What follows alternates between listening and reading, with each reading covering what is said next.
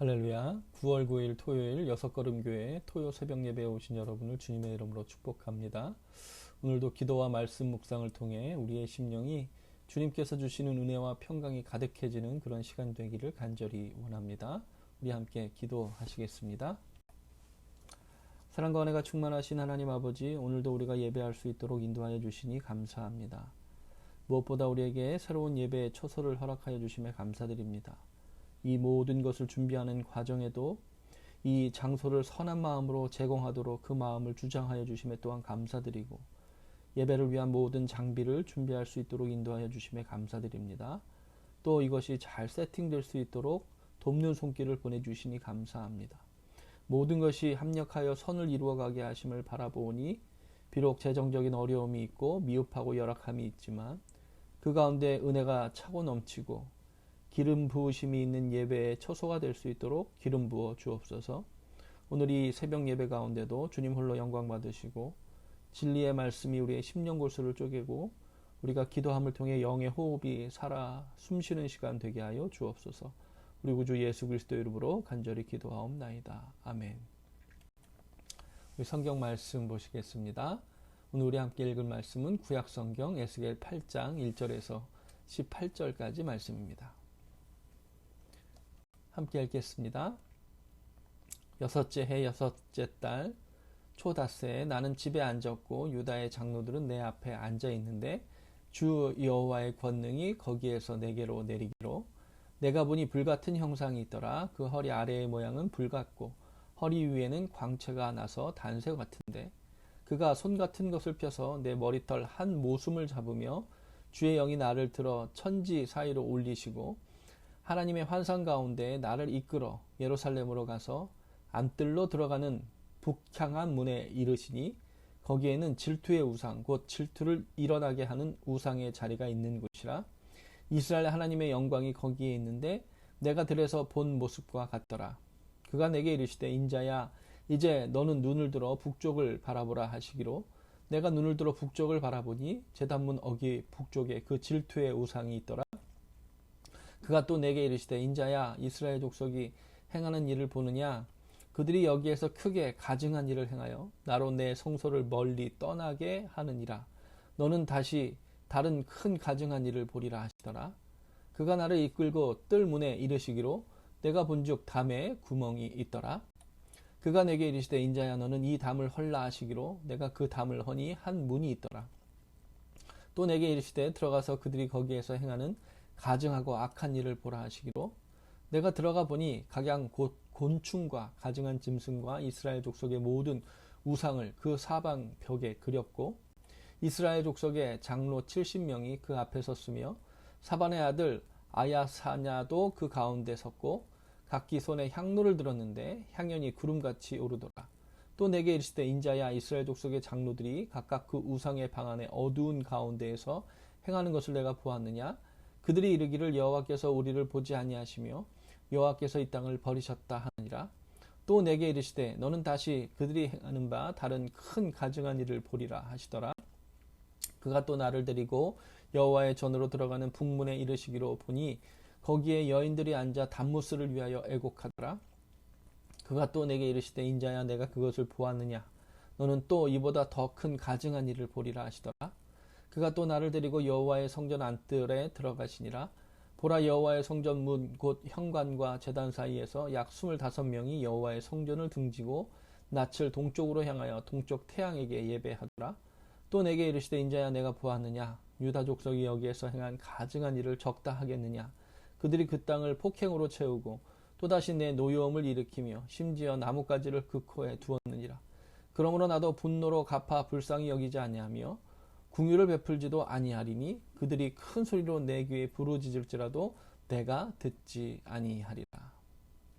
이 기록된 로고스의 말씀이 우리의 심령에 생명력 있는 레마의 말씀으로 새겨지기를 간절히 원합니다. 하나님의 음성으로 우리의 심령에 새겨지기를 원합니다. 아멘.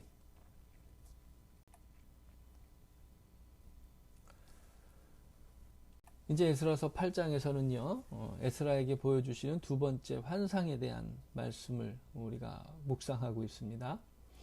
하나님께서 에스겔에게 이스라엘의 죄를 대신해서 왼쪽으로는 390일, 다시 오른쪽으로는 40일을 누워 있으라고 하셨죠. 그것을 다 행한 이후인지는 정확하게 잘 알 수가 없습니다. 하지만 1년이 조금 지난 시점에서 그러니까 첫 번째 환상을 본 후에 14개월이 지나서 지금 두 번째 환상을 보여주고 계신 것입니다. 이스라엘 장로들, 그러니까 포로로 잡혀와 있는데 거기에 지도자들이, 백성들의 지도자들이 에스겔에게 와서 어떤 의논을 하고 있었던 것 같습니다. 우리가 어떻게 해야 됩니까? 하나님의 뜻을 우리가 어떻게 받고 우리가 또 어떻게 그 말씀을 따라야 됩니까? 이렇게 의논을 하고 있었겠지요. 그때 하나님께서 나타나신 겁니다. 에스겔에게 뿐만 아니라 장로들에게도 어떻게 보면 그런 하나님의 놀라우심을 보여주시기 위해서 그 가운데 나타나셨겠지요. 그래서 머리털 한 모숨이라고 표현했는데요. 어떤 이 머리카락 같은 것들을 이렇게 움켜잡는 것을 한 모숨이라고 하는데요. 쉽게 말하면 머리채를 잡아서 올리셨다는 겁니다. 그러면서 그발 강가에서 1600km 떨어진 예루살렘 성전까지 단숨에 옮겨주셨다라고 하는 것이죠. 제가 그거를요 구글 어스로 한번 해봤어요. 그발 강가쯤 있는 곳까지 이렇게 쭉 내려갔다가 하나님께서 에스겔을 쭉 이렇게 올리셔서 1600km 떨어진 지금 이스라엘의 예루살렘으로 이렇게 내려가신 것이죠. 그냥 한번 어떤 기분이었을까 이렇게 한번 해봤습니다. 우리가 이렇게 쭉 끌어올려졌다가 하나님께서 우리를 그곳으로 데려가실 수 있는 것이죠. 하나님께서 이렇게 하실 수 있는 겁니다. 이렇게 하나님께서 에스겔을 옮기셔서 예루살렘 성전 안뜰로 들어가는 북쪽 문으로 인도해 주셨다는 것입니다. 에스겔이 누구입니까? 제사장을 준비하던 사람입니다. 30세가 되면 이제 제사장의 직무를 수행했을 텐데 25살에 바벨론으로 끌려오게 되죠. 그래서 제사장의 직무를 이렇게 하려고 잘 수련하고 있었지만 제대로 업무를 보지는 못했을 것입니다. 그래서 바깥들은 잘 봤을지 모르겠지만 이 안뜰, 그러니까 번제를 드리고 성소로 들어가기 위해서 하는 그런 모든 그런 것에 대해서, 거룩한 곳에 대해서는요 아마 정확하게는 보지 못했을 것입니다. 그런데 이제 에스겔은 늘 생각했겠죠. 그가 이렇게 훈련받으며 수련을 하면서 어떤 생각을 했겠습니까? 저 안뜰에 들어가서 내가 제사장의 직무를 잘 감당해야지. 우리 민족을 위해서 내가 하나님께 번제를 드리고 바른 제사를 드리고 예배를 드리고 그렇게 잘 직무를 감당해야지. 아마 그런 꿈을 가지고 살았을 것입니다. 이제 포로로 잡혀와 있는 에스겔에게도 그런 꿈이 남아있지 않았겠습니까? 예루살렘 성전에 가면 내가 그 일을 할 수 있겠지. 하나님께서 지금 에스겔을 지금 그곳이 어떤 곳인지를 보여주고 있는 것입니다. 이스라엘 백성들도요, 사실은요, 포로로 잡혀와 있어서 막연하게 생각하는 게 무엇입니까? 거짓 선지자들의 이야기에 자꾸 현혹되는 이유가 무엇입니까?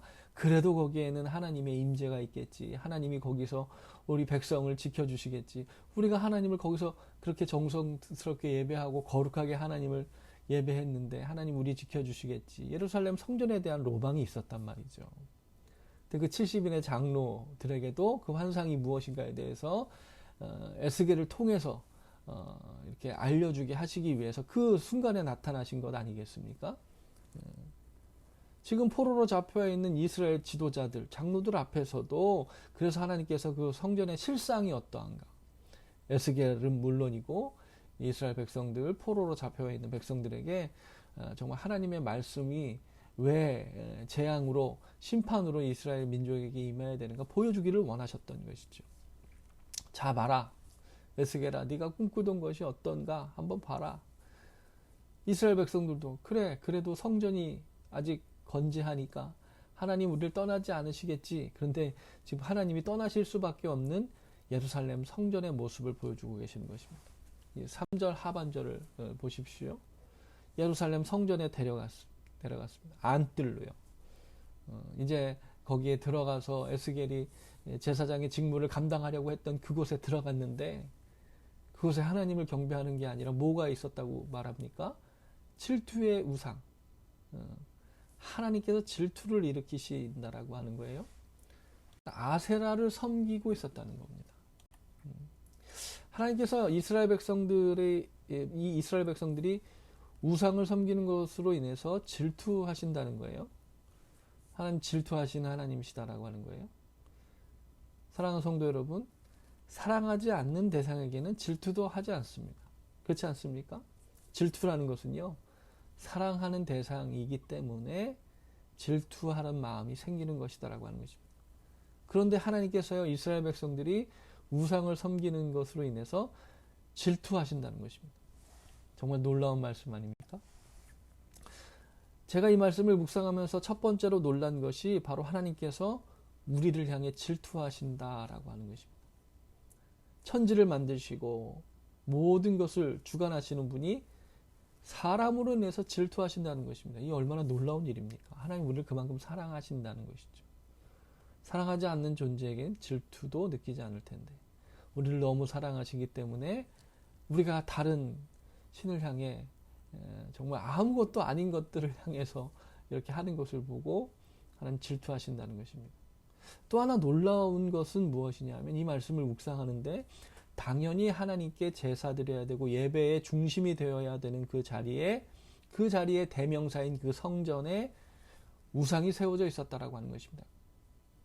성전의 안뜰이라고 하는 것은요, 번제를 드리고요, 성소로 들어가기 위해서 제사장들이 직무를 행하는 것이고요, 기도하는 자리고요, 말씀을 선포하는 자리입니다. 그런데 거기에 우상이 세워져 있었다는 거예요. 정말 놀라운 일이라고 하는 것이죠. 아니 어떻게 이럴 수 있습니까? 이거 정말 해도 너무한 것 아니냐는 것입니다. 그런데 실제로요, 성경에 보면요, 이 우상의 신상이 성전 안에 세워졌다라고 하는 기록이 나와 있습니다. 열왕기하 21장에 보면요, 므낫세라고 하는 왕이요, 남유다의 왕이 이 예루살렘 성전에 자기가 다스리는 기간 내에 하나님께서 가증하게 여기시는 이방의 신상을 거기다 세웠다라고 하는 기록이 나옵니다. 7절에 나오는데요, 자기가 만든 아로색인 아세라 목상을요 성전에 세워놨다는 겁니다. 므낫세의 아버지가 누구입니까? 그 유명한 히스기야 왕입니다. 그런데 그 아버지의 신앙의 유산을 이어받지 못하고요, 거기에 아버지가 종교개혁을 일으켰잖아요. 히스기야 왕이 종교개혁을 일으켜가지고요, 산당을 다 얼어버렸거든요. 그 우상의 것들을 다 무너뜨렸단 말이에요. 그런데 거기에 성전 안에 다시 우상을 세우고 일월성신, 그러니까 별과 달과 해 이런 것들에게 제사드리고요, 몰렉이라고 하는 우상의 제사 방법인 자녀를 불가운데로 지나게 하는 제사 행위를 하고 온갖 샤머니즘적인 행위를 하나님을 예배해야 되는 그 성전 안에서 행했다는 겁니다. 거기다가 아로색인 아세라 목상을 성전에 세운 왕이 바로 므낫세 왕이었다라고 하는 것입니다. 므낫세 왕이요, 말년에요, 이것을 회개하고 아세라상을 없애긴 하거든요. 그런데 나중에 그의 아들 아몬이요, 이것을 다시 세웁니다. 그리고 나서 아몬의 아들 요시야가 또 종교개혁을 일으키죠. 그러면서 이런 것들을 다 없앴는데 그 이후에 결국엔 또 아세라 목상을 누군가 세웠다라고 볼 수 있는 것이죠. 4절에 이렇게 말씀하십니다. 이스라엘의 하나님의 영광이 거기에 있는데 내가 들에서 본 모습과 같더라. 내가 들에서 본 모습은요, 에스겔이 처음 환상에서 하나님을 그발 강가의 들녘에서 만나지 않았습니까? 거기에서 본 모습과 동일하다. 하나님의 모습이 동일하다. 정말 놀라운 것은요, 그렇게 우상을 섬기는 성전 안에 하나님의 영광이 있었다는 겁니다. 그 가운데에 하나님의 영광이 여전히 아직은 있는데 이스라엘 백성이요, 하나님의 영광을 바라보지 못하고 우상을 예배하고 섬기고 있었다는 거예요. 정말 기이한 광경을 지금 에스겔이 목격하고 있는 것이죠. 그러면서 오늘 에스겔 8장 안에는요, 이스라엘 족속 민족들이 성전 안에서조차 우상을 섬기는 여러 행태들에 대해서 적나라하게 보여주고 있는 것입니다. 첫 번째는요, 아까 가장 먼저 보았듯이요, 아세라 신상을 성전 안뜰에 세워서요, 여기가 하나님을 번제하는 곳이라고 말씀드렸습니다. 그 번제를 드리는 장소에서 우상의 신상을 세워놓고 거기에 엎드려서 절하며 제사를 지냈다는 겁니다. 이 얼마나 안타까운 모습입니까? 너무나도 말도 안 되는 모습이죠. 하나님의 영광이 아직 거기 있었다고 그랬잖아요. 그 하나님의 영광을 바라보고 하나님을 바라보고 하나님께 경배하는 그곳에서 우상을 숭배하며 하나님을 질투하게 하는 행위를 하고 있었다는 겁니다. 그리고 또 하나는요, 이스라엘이 하나님 목전에서 행하고 있는 가증한 일에 대해서 또 말씀하신대요. 10절 12절에 이렇게 말씀하고 계십니다. 거기에 보면요, 하나님께서 아직도 하나님의 영광이 임재해 있는데 성전 안에서 각양각색의 우상을 섬기고 있었다는 겁니다. 한두 개가 아니에요. 성전 벽에 여러 곤충, 가증한 짐승, 우상의 그림들이 사방 벽에 그려져 있었다는 거예요. 예루살렘 성전이 겉모습은 성전이죠. 거기에 들어가기를 사람들이 바라잖아요. 거기는 거룩하겠지. 거기는 아직 건재하니까. 근데 아니다, 썩어 있었다는 것이죠. 그 성전 안에서 그냥 겉모습만 성전이, 그 안에는 지금 우상 숭배가 가득하다라고 하는 것을 적나라하게 보여주시는 거예요. 거기에 이스라엘의 장로 70명이 있었답니다. 70명이 서 있어서 거기에 뭐 사반의 아들 야샤냐라고 하는 사람도 있었답니다. 어쨌든 그 사람들이요, 손에 향로를 두고 있는데 그게 뭡니까?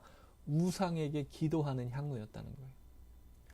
얼마나 열심히 그 향을 피웠든지요, 그 향이, 연기가 구름같이 피어올랐다라고 하는 거예요. 여러분, 그리고 그들이 하는 말을 잘 보십시오. 이스라엘 장로들이 하는 말을 들어보십시오. 여호와께서 우리를 보지 아니하시며 여호와께서 이 땅을 버리셨다. 이게 얼마나 기가 막힌 일입니까? 하나님의 영광이 아직 거기 있는데 그들은 하나님을 바라보지 못하고 하나님이 우리를 버리셨다는 거예요. 자기들이 버렸잖아요. 하나님의 영광이 아직 거기 있는데 하나님이 우리를 떠나셨어. 우리를 돌아보시지 않아. 그렇게 적반하장으로 서슴없이 말을 하고 있었다는 겁니다. 그 성전 안에서. 얼마나 기가 막힌 일이냐는 것입니다. 14절에 또 하나의 우상 숭배의 행위를 보여주십니다. 북문으로 데려가세요. 거기에 보니까 여인들이 앉아서 단무스를 위하여서 애곡하고 있었다라고 하는 거예요. 이 단무스라고 하는 우상은요, 봄에 식물을 솟게 한다라고 여겼던 우상이에요. 봄에 이렇게 식물을 다 이렇게 피어오르게 하면 그 힘을 다 써가지고 죽는답니다. 지하로 내려간다는 거예요. 그래서 다시 다음에 봄에 올라와서 소생할 힘을 지하에서 얻는다는 거예요. 그래서 여름에 단무스가 지하로 내려가는 것을 죽는 것으로 표현했고요. 그것을 애도하면서 애곡하는 의식이 바로 이 단무스라고 하는 신을 섬기는 우상 숭배의 행위였다라고 하는 것입니다. 그리고 그렇게 울다가 여름에 울면 이제 봄에 다시 단무스가 올라와가지고 만물을 소생케 하면 어떻게 해요? 기뻐했다는 거예요. 지금 여호와의 전에 들어가는 북문에서 여인들이요, 하나님의 영광이 아직 그 안에 있는데, 그곳에 하나님의 영광이 있는데 단무스를 숭배하는 제사의식을 행하고 있었다는 것입니다. 여러분, 모든 만물의 것들을 주신 것이 누구십니까? 하나님이세요. 만물의 주관자가 하나님이세요. 그 성전에 그 하나님의 영광이 있는데 성전의 북문 앞에서 단무스라고 하는 우상을 울고 웃고 숭배하는 행위를 하고 있었다는 겁니다. 여기서 끝이 아니에요. 16절에 또 이렇게 얘기하십니다.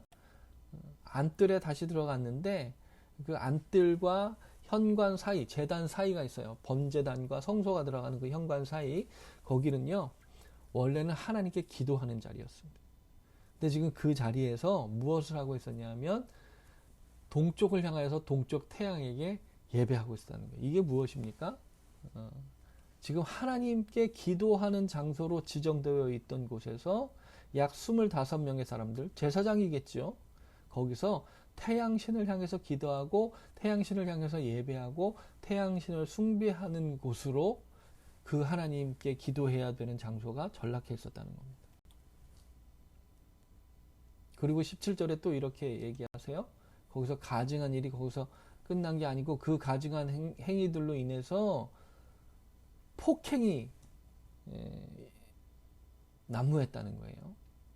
성전 밖의 백성들의 삶은 어떻겠느냐 하는 것입니다. 성전이 그 모양이니까 성전 밖의 이스라엘 민족들은요 폭행으로 가득 찼다라고 하는 거예요.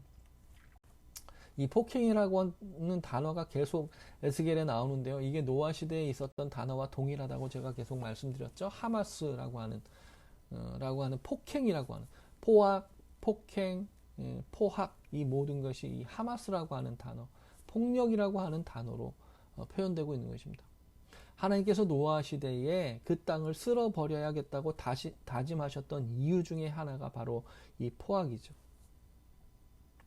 이 포악이 얼마나 심했던지요. 여기 성경에서 뭐라고 표현했냐면 나뭇가지가 코에 있었다라고 하는 거예요. 나뭇가지가 코에 두었다는 거예요. 이것은요 폭행을 일삼는 행위인 상징인 막대기가 늘 코에 이렇게 붙어 있었다는 것은 늘 가지고 있을 만큼 그렇게 폭행을 자주 일삼았다라고 하는 뜻으로 해석할 수도 있고요. 또 하나님의 심판의 막대기가 그들의 코앞까지 들이닥칠 만큼 정신 못 차리고 죄악을 저지르고 있었다라고 그런 표현으로도 볼 수 있는 것이죠. 두 가지로 다 저는 묵상할 수 있다고 생각해요. 아주 그냥 하나님의 심판이 임할 수밖에 없는 그런 상황, 성전 안과 밖이요. 다 우상숭배의 의식과 폭력과 폭행이 사회 전반에 걸쳐 만연하게 이루어지는 그런 죄악된 행동으로 인해서 예루살렘이, 이스라엘 온 땅이, 이스라엘 민족이 그런 죄악으로 가득한 곳이 되어 있었다라고 하는 것입니다. 지금 그것을요 에스겔에게 여실히 보여주고 계시는 거죠. 그래도 예루살렘 성전이 건재한데, 아니요, 예루살렘 성전은 건재한 게 아니에요. 건물만 건재한 거죠. 예루살렘에 하나님이 그냥 그렇게 영광이 아직 임해 있는데 거기서 온갖 이상한 정말 우상 숭배를 하고 있는 그 모습을 보여주셨다라고 하는 거예요. 이 18절에 뭐라고 말씀하십니까? 내가 분노로 갚아서 불쌍히 여기지 아니하겠다는 거예요. 하나님이 그 땅을 심판하시겠다는 겁니다. 궁유를 베풀지도 않으실 것이고 부르짖어도 그 소리 듣지 아니하실 것이고 결국에는 그 성전을 이제 떠나야 된다. 사랑하는 여섯걸음교회 성도 여러분, 이런 이스라엘 민족이 행한 가증한 일들에 대한 말씀을 우리가 읽고요, 묵상하는 것을 통해서 오늘날 우리의 신앙과 우리의 예배하는 것이 어떤 분을 예배하는 것인가, 우리 자신을 깊이 돌아볼 수 있는 그런 말씀 묵상이 되기를 간절히 소원합니다. 여러분, 지금 우리가 예배하는 이 예배는 하나님을 예배하고 하나님을 경배하고 있습니까? 지금 우리가 하나님께 엎드려서 자복하고 회개하며 하나님이 주시는 은혜를 바라며 우리가 기도하고 있느냐는 것이죠. 이렇게 성전 안팎으로 우상을 숭배하고 포악을 행하는 일이 여러분 성경에 기록된 옛날 이야기이고 우리와는 전혀 상관없는 이야기라고 우리가 지금 자신할 수 있느냐는 것입니다. 그렇게 되었으면 좋겠습니다. 지금 우리 시대에 우리의 신앙의 모습이 이런 모습이 전혀 없는가, 우리를 비추는 그런 말씀이 되기를 간절히 소원합니다. 여러분, 이 말씀을 통해서요 우리를 돌아보고 하나님께 돌이켜 나아가기 위해서 결단하는 예배를 드릴 수 있는 저와 여러분이 되기를 간절히 소원합니다. 이런 말씀을 듣고 우리 자신에게 비추어 봤을 때 우리가 정말 하나님을 예배하지 아니하고 우리가 다른 대상을 예배하고 있는 것이 아닌가, 우리를 돌아볼 수 있는 말씀이 되어야 되는 것이죠. 우리를 깨우는, 사랑하는 성도 여러분, 교회 안에 샤머니즘적인 요소가 얼마나 깊이 들어와 있는가 우리가 좀 돌아봐야 되지 않겠느냐 하는 것입니다. 여러분, 기도를 한다고 하면서 점을 치는 경우가 얼마나 많습니까? 돈을 받고 기도하고요, 세상적으로 성공하게 하기 위해서 이 기도받으면 성공한다는 식으로 기도하고요, 하나님께 기도한다고 하면서 기복을 비는 경우가 얼마나 많느냐 하는 것입니다. 하나님을 마치 지니의 램프처럼 여기는 소원을 비는 기도, 그런 특별 새벽 기도로 특별하게 모여서 부르짖는 우리의 모습을 보고 있지 않느냐는 것입니다. 우리가 하나님께 정말 하나님 아버지께 하나님의 자녀로서 우리의 필요가 있을 때 우리의 필요를 따라 하나님께 간구하는 것은 잘못된 기도가 아니죠. 하지만요, 하나님을 무슨 소원을 이루어 주시는 창구 정도로, 우리가 무슨 뭐 이렇게 창구 정도로 생각하고 그저 세상적인 필요를 채우기 위해서 금식까지 하고 소리 지르면서 기도 드리는 그런 기도만 드리는 것은 아니냐, 우리를 돌아봐야 된다고 하는 것입니다. 여러분, 이것은요 결국 우상 숭배와 다르지 않다는 거예요. 이스라엘 백성들을 보십시오. 여러분, 성전 겉모양이, 예루살렘 성전의 겉모양이 그대로 다 거룩해 보여요. 그런데 우리 예배하러 가자 이렇게 성전에 가서는요, 그리고 성전 안에서 지금 이스라엘 백성들이 무슨 짓을 하고 있습니까? 1월 성신께 비는 겁니다. 우리가 정한수 떠놓고 달에게 비는 행위, 그런 행위를 했다는 것이죠. 무엇 때문에 그렇게 했겠습니까? 여러분, 결국 보이지 않는 하나님의 은혜가 아니라 보이지 않는 하나님을 추구하는 것이 아니라 보이는 물질을 추구하기 때문에 그런 기도가 나올 수밖에 없었다라고 하는 것입니다. 아세라 신상을 세워놓고 거기에 절을 하듯이, 여러분, 우리가 하나님의 이름만 갖다 붙였지 우상에게 기도하는 기도와 똑같이 자신의 성공만 빌고 세상적으로 어떻게 우리가 잘 되는 것만 기도하는 우리의 기도가, 여러분, 결국 샤머니즘적인 기도에 빠질 수밖에 없지 않느냐 하는 것입니다. 기복주의적인 신앙에 빠질 수밖에 없다라고 하는 것입니다. 여러분, 우리가 새벽에 모여서, 우리가 토요일 새벽에 특별히 모여서 우리가 말씀 듣고 기도할 때, 여러분 정말 하나님 앞에 엎드리고 하나님의 뜻을 구하고 우리를 향하신 하나님의 뜻과 계획을 발견해야 되는 예배자가 되어야 되는 것이죠. 그런 예배자가 되기를 간절히 소원합니다. 여러분, 오늘 이 말씀을 통해서 우리를 돌이키고 우리가 필요한 것을 구하는 것에 죄책감을 가져서는 안 되겠죠. 그러나 정말 우리가 정말 무엇을 위해서 살고 있고 무엇을 위해 간구하고 있고 정말 하나님의 뜻이 무엇인가 우리가 좀 바라보고 있는가 돌아볼 수 있는 깊은 묵상이 되기를 간절히 소원합니다. 지금 예루살렘 성전에 모인 70명의 이 장로들이요, 무슨 대화를 하고 있습니까? 하나님의 영광이 아직 거기 있잖아요. 그런데 그 영광이 임재해 있는 그 상태에서 뭐라고 얘기합니까? 하나님, 우리 도와주지 않아. 하나님께서 이 땅을 버리셨어. 그러니 다른 신을 섬기자. 뭐 그런 이야기를 하고 있더라는 거예요. 여러분, 우리가 교회 안에서 해야 되는 이야기가 무엇입니까? 보이지 않는 하나님 믿을 수 없어. 보이는 돈을 믿어야지. 보이는 주먹을 믿어야지. 보이는 권력을 믿어야지. 우리가 그런 얘기하고 있지 않느냐는 것입니다. 나타나는 어떤 세상적인 증거를 바라며 그것만이 마치 하나님의 역사하심이고 은혜이고 복인 것처럼 우리가 얘기하고 있지 않느냐는 것입니다. 우리가 그렇게 보이지 않는 하나님을 믿어봐야 무슨 소용이 있느냐? 그렇게 얘기하는 거 아니냐는 것입니다.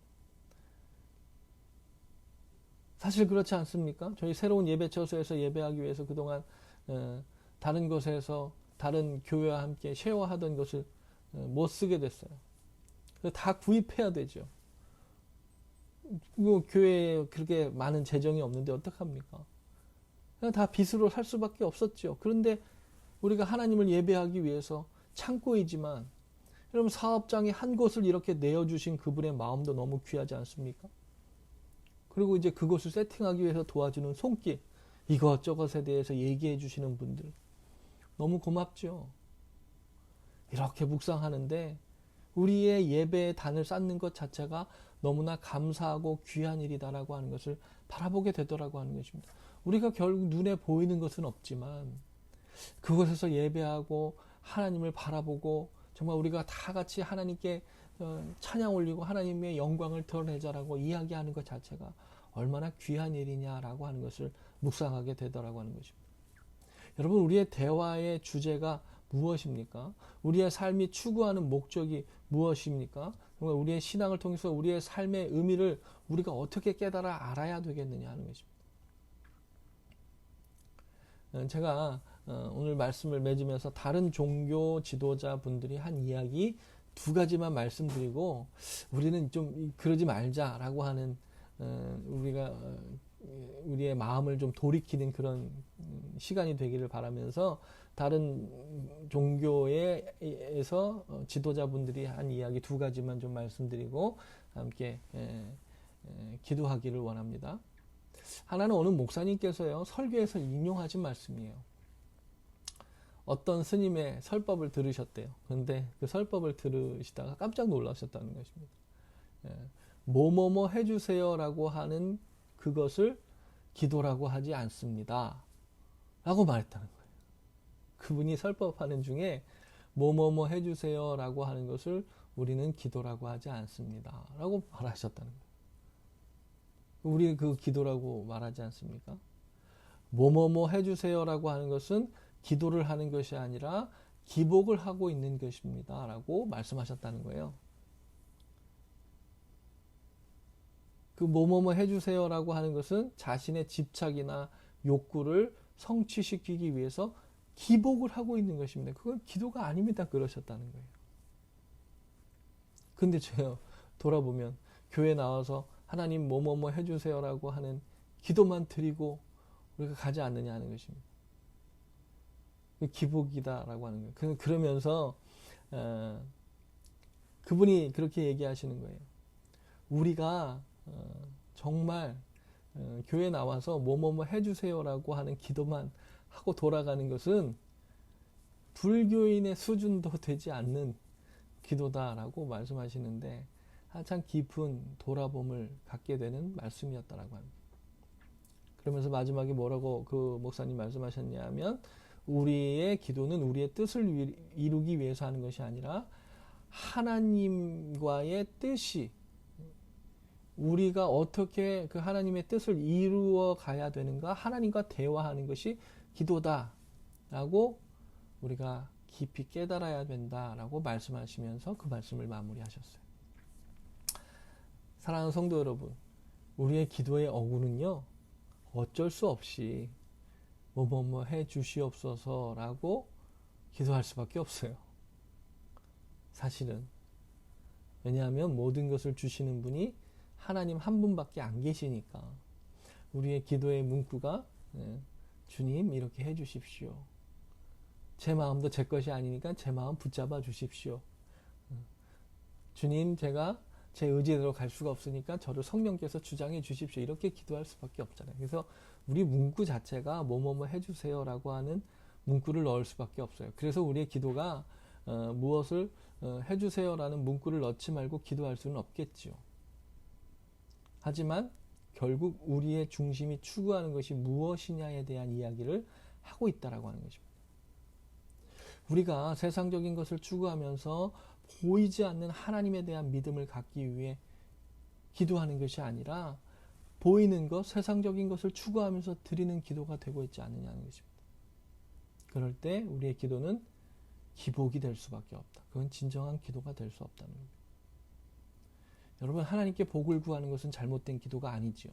그러나 복 자체가 목적이 되어질 때 결국 그 신앙은 하나님의 뜻을 구하는 신앙이 아니라 기복을 구하는 신앙이 될 수밖에 없다라고 하는 것입니다.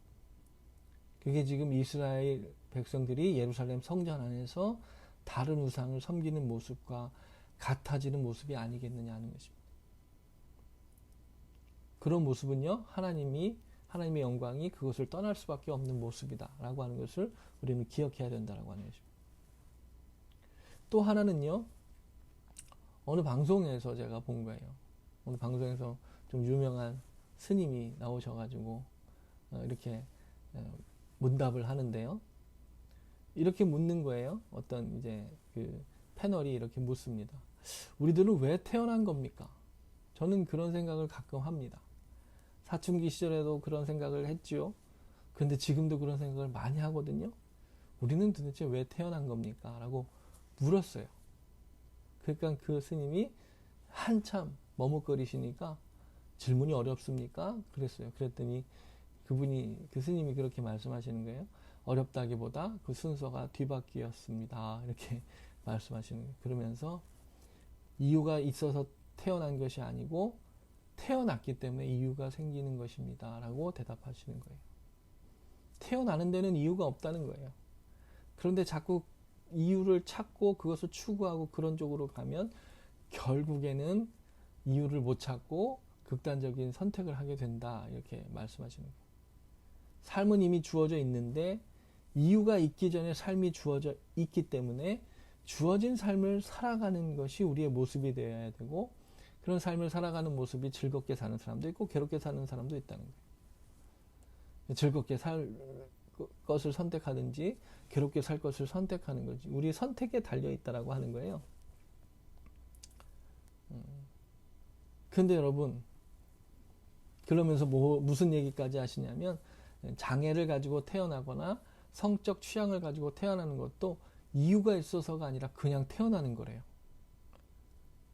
장애가 있는 것은 전생의 죄 때문이다. 하나님이 저주를 내리신 것이다라고 하는데, 왜 사는가가 아니라 태어났기 때문에 우리가 그것을 살아내야 된다라고 말씀하는 거예요. 우리가 가진 신학과 너무 다르죠. 제가 다르기 때문에 이 말씀을 드리는 거예요. 여러분, 우리는 왜 태어납니까? 목적이 있기 때문에 태어났습니다. 우리에게는요, 태어난 목적이 있어요. 그리고 이 땅을 살아가야 하는 분명한 이유를 가지고 살아가는 존재입니다. 여러분, 장애가 있어도 우리의 삶에는 하나님의 은혜가 있어요. 그것을 고백하는 분들이 많지요. 여러분, 송명희 시인도 그렇고요. 닉 부이치치라고 하는 분도 그렇고요. 그죠? 손과 다리가 다 없고 몽통하고 이 얼굴만 있는데도 여러분, 하나님의 은혜를 전하는 사람들 많이 있어요. 그냥 태어나서 견디는 게 아니에요. 하나님께서 그분들을 향한 뜻과 계획이 있으세요. 우리는 그것을 발견하는 게 중요해요. 그래서 아무리 우리가 좋지 않은 환경 가운데 산다 할지라도 그것은 저주가 아니라 우리의 삶은 하나님의 인도하심 가운데 있다라고 발견하는 것이 중요한 거예요. 가장 첫 번째 목적이 있다면 이 땅에 육신의 생명을 가지고 태어났지만 영원한 생명을 얻는 구원을 얻어야 하는 게 우리의 삶의 첫 번째 목적이고요. 그리고 두 번째 목적이 있다면 우리가 구원받은 생명을 가지고 이 땅을 살아가는데 이 땅 가운데서 많은 영혼을 구원해야 되는 목적이 우리 가운데 있는 거예요. 우리의 목적은 하나님의 나라에 들어가서 하나님의 자녀로 영원토록 사는 영생이 목표입니다. 그저 태어나서 이번 생은 이렇게 살고 다음 생은 좀 잘 살고 그렇게 돌고 도는 인생이 아니라고 하는 거예요. 하나님께서 우리를 향한 생각은요, 평안이고 축복이요 희망이요 소망이다라고 하는 거예요. 이 말씀 예레미야 말씀에 있죠. 예레미야 29장 11절에 있습니다. 여러분, 하나님의 생각은요, 우리를 향한 생각은요, 그냥 태어났으니까 살아라가 아니에요. 하나님 우리를 향한 계획이 있으세요. 우리를 보내신 목적이 있으세요. 그리고 우리가 말씀을 통해서 그것을 깨닫고 예배를 통해서 그것을 확인하며 다시 우리의 마음에 새기며 세상을 향해 나가야 되는 거예요. 사랑하는 여섯걸음교회 성도 여러분, 우리의 삶의 분명한 이유와 목적을 찾는 그런 예배를 드리는 저와 여러분 되기를 간절히 소원합니다. 그냥 태어났으니까 예배하는 게 아니에요. 오늘 예배를 통해서 여러분, 우리가 다시 예수 그리스도를 구주로 고백하는 시간 되기를 간절히 소원합니다. 예전에 했지요. 하지만 오늘 다시 내 고백으로 예수님이 나의 구주십니다. 내가 내 인생의 주인이 아니라 주님이 내 인생의 주인이십니다라고 하는 고백을 하나님께 올려드리는 예배를 드린 저와 여러분 되기를 간절히 소원합니다. 여러분, 오늘 예배를 통해서 세상에서의 6걸음을 살아갈 이유를 발견하게 되시기를 간절히 축복합니다.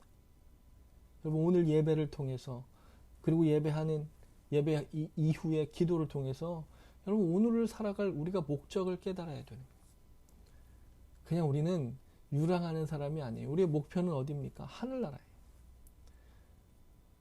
하늘나라를 살아갈 사람들이기 때문에 내일을 살아갈 소망이 있는 거예요. 우리의 인생을 축복으로 가득 채워주실 하나님의 은혜를 사모하며 기도할 수 있는 거예요.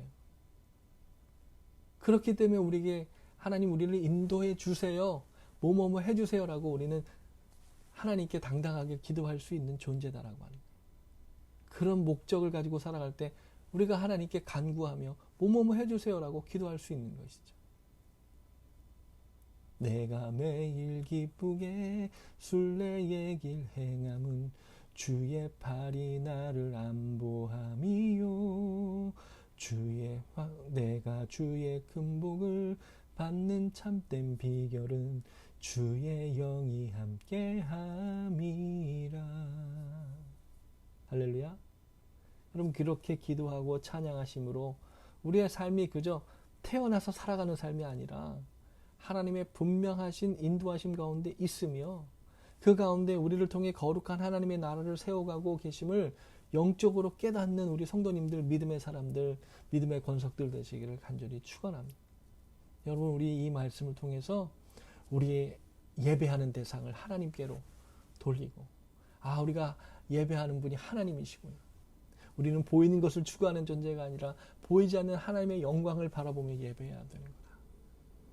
그런 깊은 예배를 드리고 오늘을 살아갈 힘을 얻으시고 내일을 살아갈 목적을 발견하시고 하나님의 은혜로 말미암아 소망이 가득한 삶이 되시기를 다시 한번 주님의 이름으로 축원을 드립니다. 기도하시겠습니다. 사랑과 은혜가 충만하신 하나님 아버지, 오늘 이 말씀을 통해서 우리의 신앙의 모습을 돌아보게 하여 주시니 감사합니다. 기복의 기도가 아니라 하나님의 뜻을 구하는 기도를 드리기를 간절히 원합니다. 점치듯이 기도하지 않게 하시고 세상적인 것을 추구하는 우상 앞에 드리는 기도를 드리지 않게 되기를 원합니다. 오늘 우리가 그 기도를 다 내려놓고 오직 하나님의 뜻을 간구하며 기도하는 시간 되게 하여 주옵소서. 주님, 이 세상을 살아가는데 돈이 없이 살 수 없고 눈에 보이는 것을 추구하고 살지 않을 수 없는 세상에 살아가고 있습니다. 그러나 하나님, 우리가 눈에 보이지 않는 하나님을 더욱더 사모하며 바라보게 하여 주시옵소서. 세상의 성공주의적인 생각으로 살아가는 자가 아니라 하나님의 은혜와 하나님의 영광을 바라보는 자로 살아가게 하여 주시옵소서. 주님, 말씀 앞에 깨어지고 말씀으로 인해 다시 깨닫고 회복되어 하나님 앞에 바로 서는 우리 믿음의 사람들 되게 하여 주시옵소서. 복 자체를 목적으로 삼는 자가 아니라 하나님과 더 깊이 하나님과 동행함이 나에게 기쁨이요 소망이라고 고백하며 찬양하는 삶을 살아가게 하여 주옵소서. 주님, 우리에게 진리의 말씀을 주셔서 좁은 길을 걸으며 밤낮 기뻐하며 주의 영과 함께함을 통해 이 세상을 기쁘게 걸어가게 하시니 감사합니다. 이 세상에서도 하늘의 삶을 추구하며 사는 참된 그리스도인 예수 그리스도의 제자로 살아가게 하여 주옵소서. 주님, 우리에게 새로운 예배 처소를 허락하심에 감사드립니다. 작은 곳이고 창고의 작은 한 켠이지만 이 예배 가운데 기름 부어주셔서 당신의 뜻을 이루어가는 교회 되게 하시고 성령님의 기름 부으심이 있는 예배의 자리가 되게 하여 주옵소서. 우리 구주 예수 그리스도의 이름으로 간절히 기도하옵나이다. 아멘. 우리 기도 제목 나누겠습니다. 우리 기복주의적인 기도가 아니라 하나님과의 친밀한 사귐의 기도를 드릴 수 있게 하여 주옵소서. 우리의 삶의 이유와 목적이 무엇인가, 목표가 어디인가, 그냥 태어나서 살아가는 것이 아니라 하나님께서 우리를 향한 뜻과 계획이 있음을 발견하게 하여 주옵소서. 그래서 우리가 드리는 이 예배를 통해서 세상을 살아갈 분명한 목적을 깨닫게 하여 주옵소서. 또 우리의 삶을 향한 하나님의 생각이 평안이요 축복이며 소망임을 분명히 알게 하여 주옵소서. 좁은 길을 걸으며 밤낮 기뻐하는 주의 영과 동행하는 예수님의 제자로 살아가게 하여 주옵소서. 여섯걸음교회 새로운 예배 초소에 예배 드릴 때 성령의 기름 부으심이 충만케 하여 주옵소서. 이렇게 기도해 주시기를 부탁을 드립니다.